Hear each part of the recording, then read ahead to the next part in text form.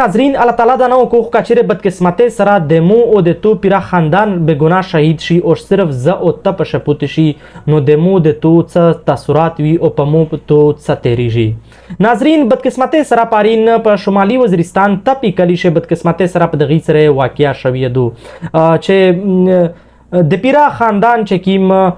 وی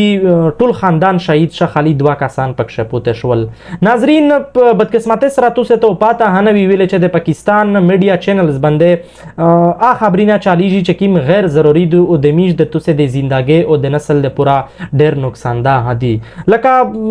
اکثر د لیک ویډیوز ټرندینګ په هډلاینز چالیږي او ور سره په ټرندینګ پوسټ باندې چالیږي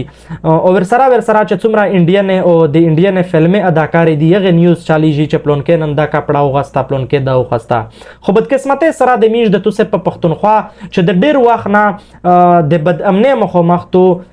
یغه د پورا ترویسه پرې د پاکستان په غټه نیوز چینل څخه خبر هنه دی چلدلای او چې چالیږي ها څه دلیل او څه رښتیا حقیقت نه وي پکښه ډیر څه غلط انفارمیشن وي پکښه. ناظرین دا واقعیا چلج در سره شیر چې دا داس شوی دی چې ترویسه پر خو پیرا کنفرم اطلاعات لیانه دی مسول شوی ویل چې ورته نیټ نشته دی په کلی شه په وزیرستان شه په ډیر علاقې شه نیټ نشته دی خو بدقسمتۍ سره چې کیم دای اطلاعات د ملاویږي چې څوک یې چې ډرون دو او څوک یې چې څه بارودي مواد استعمال شول په پیرا کلی باندې چې پاشه 2 کورینا دا سوي چې دا خو مکمل ختم شول که څنګه چې توسه په سکرین باندې هوی نستای.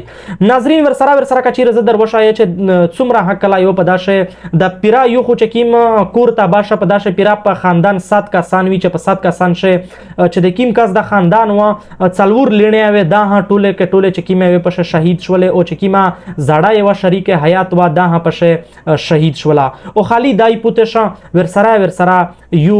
واحد بچی پوتشه چا پشه پوتشول نور یې ټول قبیله او ټول خاندان یې شهید شو او ور سره اطلاعات د ملاویږي چې څومره هنځ د کلیبي او چې څومره کلا یو په داشه ټوټل یې دغه سره 14 کسان زخمیون هشول او یی چې ترویسه پر خو پیرا اطلاعات هنه ملاویږي چې دا نور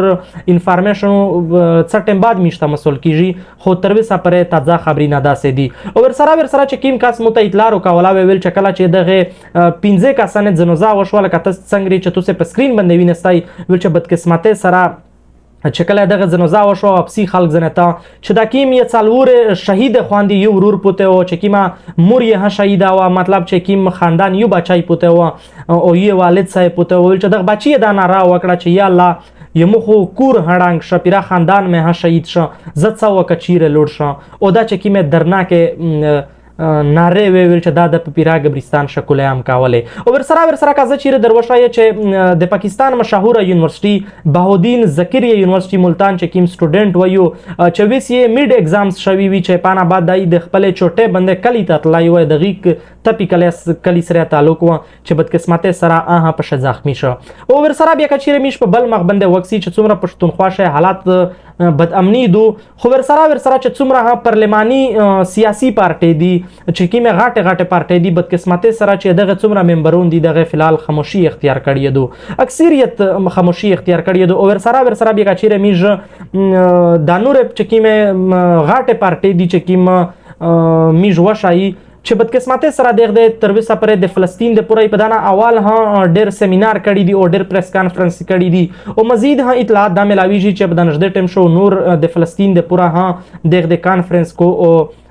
یا دغه سیمینارو جاری وي خو بدقسمتۍ سره د پښتونخوا چې کیم بد امنی راونه دو په دا باندې اکثریت خاموشي اختیار کړی دو خالد